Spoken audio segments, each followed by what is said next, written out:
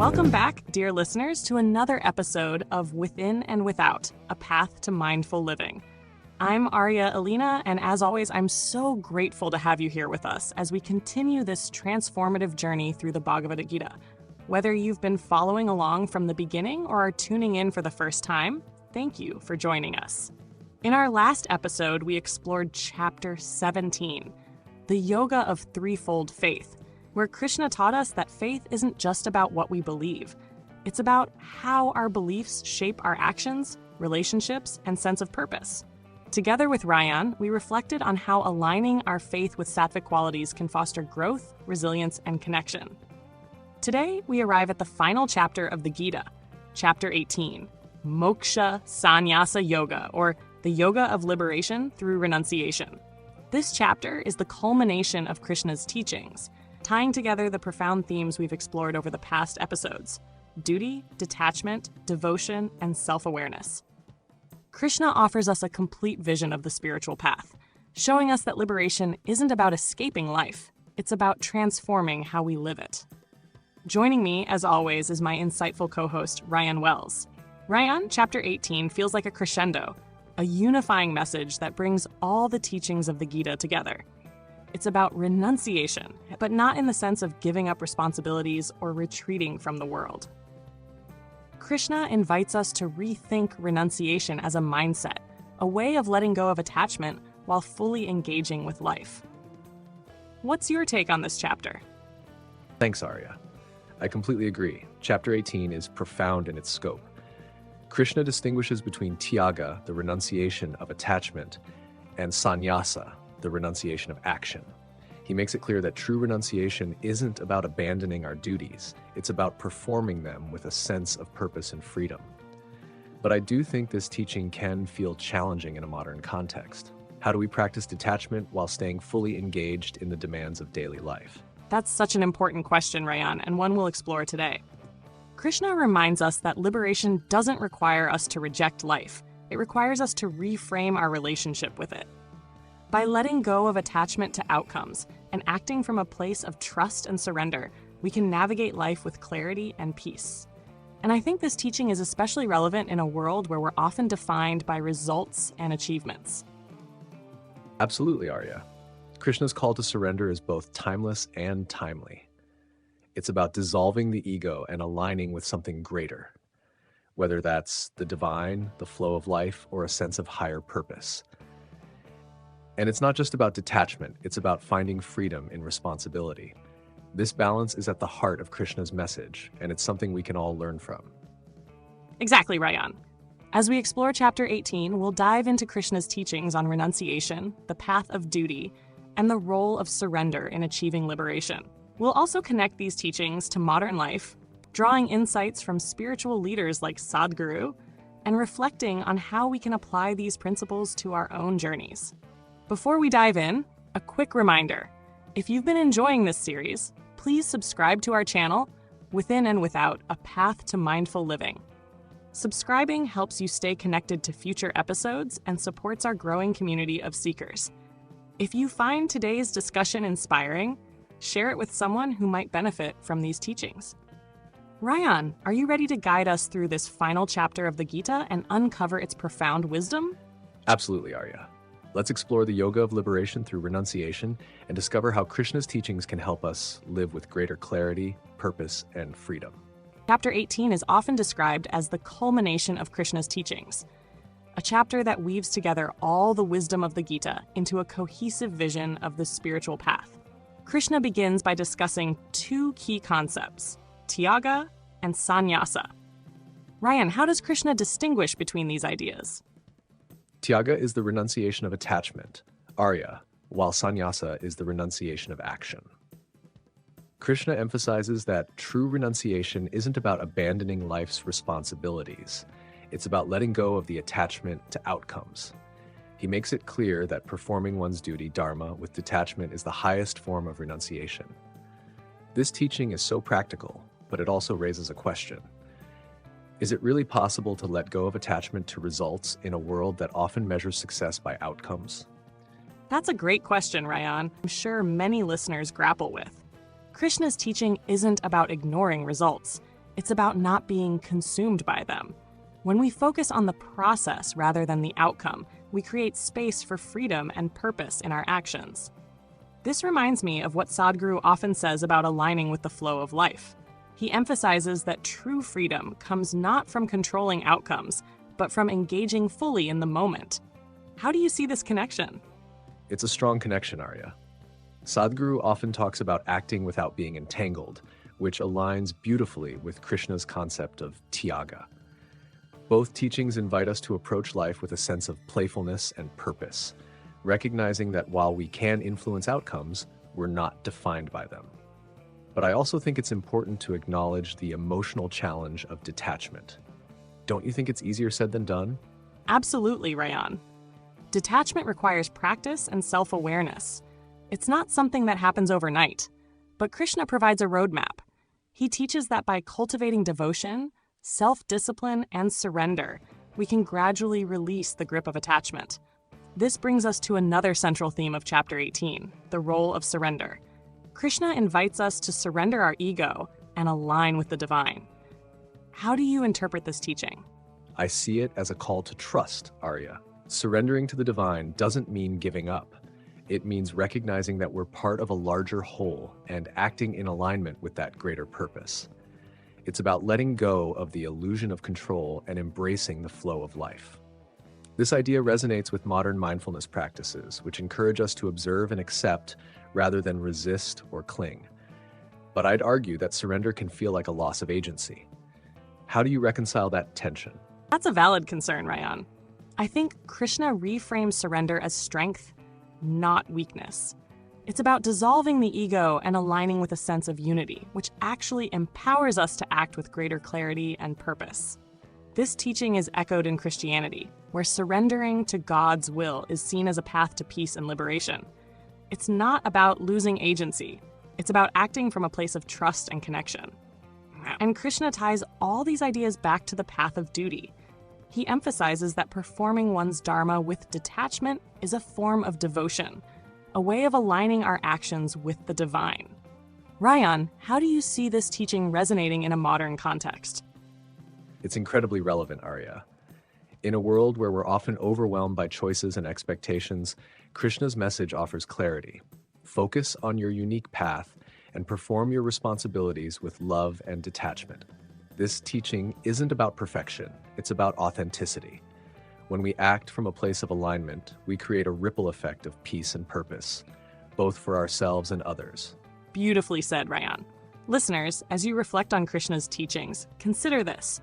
What responsibilities in your life can you approach with a sense of detachment and purpose?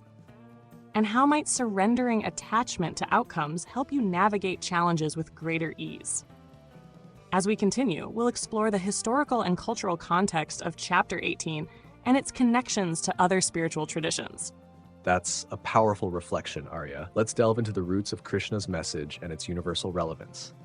To truly appreciate Chapter 18, it's important to see it as the culmination of Krishna's teachings in the Gita. This chapter ties together the themes of duty, detachment, devotion, and surrender into a cohesive vision of the spiritual path. Rayan, how do you see Chapter 18 reflecting the broader philosophical traditions of Indian spirituality? Great question, Arya. Chapter 18 is deeply rooted in concepts from Indian philosophy, particularly the ideas of karma yoga, selfless action, jnana yoga, the path of knowledge, and bhakti yoga, the path of devotion. Krishna synthesizes these paths, showing that true liberation comes from integrating action, awareness, and devotion. This holistic approach reflects the inclusive spirit of the Gita. It's not about choosing one path over another. It's about finding balance and unity in our spiritual practice. Exactly, Rayan. And Krishna's emphasis on dharma, performing one's duty without attachment, connects to the broader Vedic tradition, where living in harmony with one's role and responsibilities is considered a cornerstone of spiritual growth. But what makes the Gita unique is Krishna's redefinition of renunciation. He shifts the focus from external actions to internal attitudes. How do you think this perspective resonates with modern seekers? It resonates deeply, Arya. In today's world, many people equate spirituality with retreating from life, But Krishna reminds us that true renunciation isn't about inaction, it's about intention. By letting go of attachment to outcomes, we can engage fully with life while maintaining inner freedom. This teaching aligns beautifully with Sadhguru's idea of inner engineering, which emphasizes transforming our inner world to navigate outer challenges with grace. That's such a powerful connection, Rayan. And this idea of inner transformation isn't unique to the Gita. In Christianity, for example, surrendering to God's will is seen as an act of trust and humility, leading to peace and liberation. How do you see this parallel with Krishna's teaching on surrender? The parallel is striking, Arya.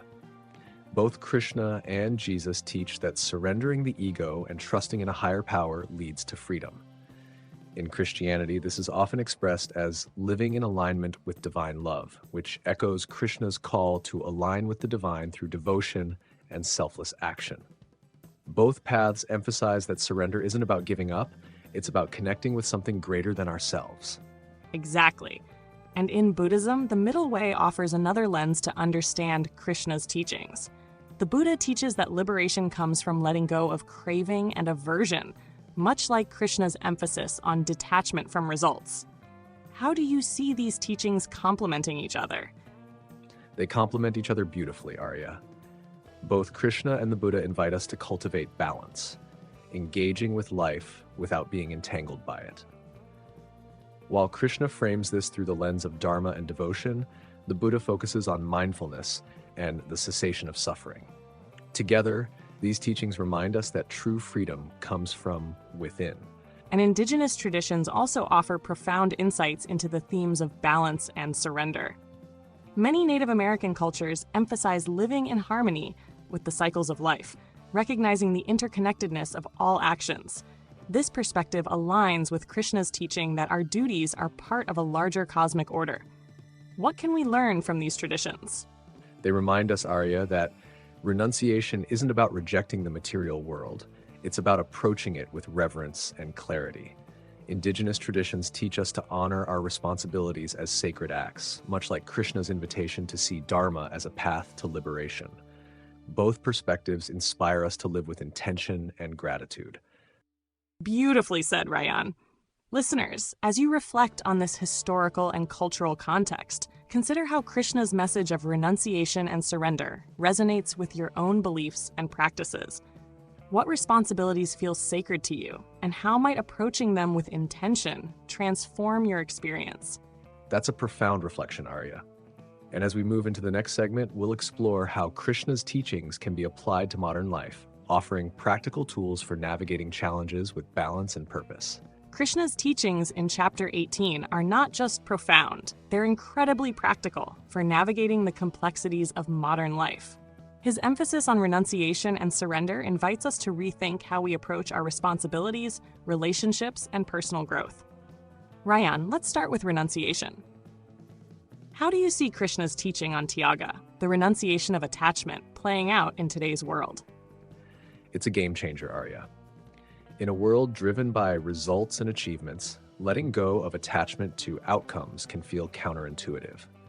But Krishna's message reminds us that clinging to results often leads to stress and dissatisfaction. When we focus on the process, whether it's in our work, relationships, or personal goals, we create space for freedom and fulfillment. But I'd argue that this mindset isn't easy to cultivate. What practices do you think can help? Great question, Rayan. Practices like mindfulness and gratitude can be powerful tools for cultivating tyaga. For example, reflecting on what we're grateful for shifts our focus from what we lack to what we have, helping us release attachment to future outcomes. This aligns with Krishna's teaching that freedom comes not from inaction, but from engaging with life without being consumed by it. And Krishna takes this idea further with sannyasa, the renunciation of action itself. While this might seem abstract, I think it's about letting go of actions driven by ego or fear. Instead, Krishna invites us to act from a place of clarity and alignment with our higher self. How might this perspective help someone navigate responsibilities in a modern context? It's incredibly relevant, Arya. Think about someone balancing work, family, and personal growth. If their actions are driven by ego, like a need for recognition, they're more likely to feel overwhelmed. But if they approach these responsibilities with a sense of purpose and detachment, they can navigate them with greater ease and resilience. Sadhguru often speaks about acting without entanglement, which mirrors Krishna's teaching on performing one's dharma without attachment. Exactly, Ryan. And Krishna's emphasis on dharma, performing one's duty, is so grounding in a world full of distractions and choices. He reminds us that liberation isn't about escaping responsibilities. It's about finding freedom within them. How do you see this teaching resonating with modern ideas about purpose and authenticity? It's deeply resonant, Arya. In a time when many people are searching for meaning, Krishna's message is a reminder to focus on what truly matters. When we align our actions with our values and purpose, we create a sense of authenticity that brings both clarity and peace. This idea of aligning with our unique path is echoed in mindfulness practices, which encourage us to live intentionally and honor our individual journey. And this brings us to the role of surrender, which Krishna describes as the ultimate act of liberation. Surrendering to the divine, or the flow of life, reduces stress and fosters resilience. But surrender can often be misunderstood as passive or weak. How do you interpret Krishna's teaching on surrender in a modern context? I see it as an act of trust, Arya. Surrender isn't about giving up. It's about recognizing that we're part of something larger than ourselves. By letting go of the illusion of control, we open ourselves to possibilities and flow with life's natural rhythm. This teaching is echoed in modern mindfulness practices, which emphasize acceptance and presence as keys to navigating challenges. Beautifully said, Ryan. And listeners, as you reflect on Krishna's teachings, consider this. What responsibilities in your life can you approach with a sense of detachment and purpose? How might surrendering attachment to outcomes help you navigate challenges with greater ease and clarity? Remember, if you're finding these discussions meaningful, please subscribe to our channel, Within and Without, A Path to Mindful Living. Subscribing helps you stay connected to future episodes and supports our growing community of seekers. And if today's conversation resonates with you, share this episode with someone who might benefit from Krishna's teachings. That's a powerful reflection, Arya. Krishna's teachings in Chapter 18, particularly on renunciation and surrender, are deeply rooted in Indian spirituality, but they also resonate with universal themes found in other traditions. Ryan, let's start with Christianity. How do you see parallels between Krishna's message and Christian teachings on surrender? The parallels are profound, Arya. In Christianity, surrender is often described as trusting in God's will. It's about letting go of ego-driven desires and aligning with divine purpose. This mirrors Krishna's call to surrender the fruits of our actions and trust in the divine flow of life. Both teachings emphasize that surrender isn't passive. It's an active choice to live with faith and humility. Exactly, Ryan. And in Buddhism, the middle way offers another perspective. The Buddha teaches that liberation comes from letting go of craving and aversion, cultivating a balanced approach to life. This aligns with Krishna's emphasis on performing one's dharma with detachment and surrender. How do you see these teachings complementing each other? They complement each other beautifully, Arya. Both Krishna and the Buddha invite us to engage with life without being entangled by it.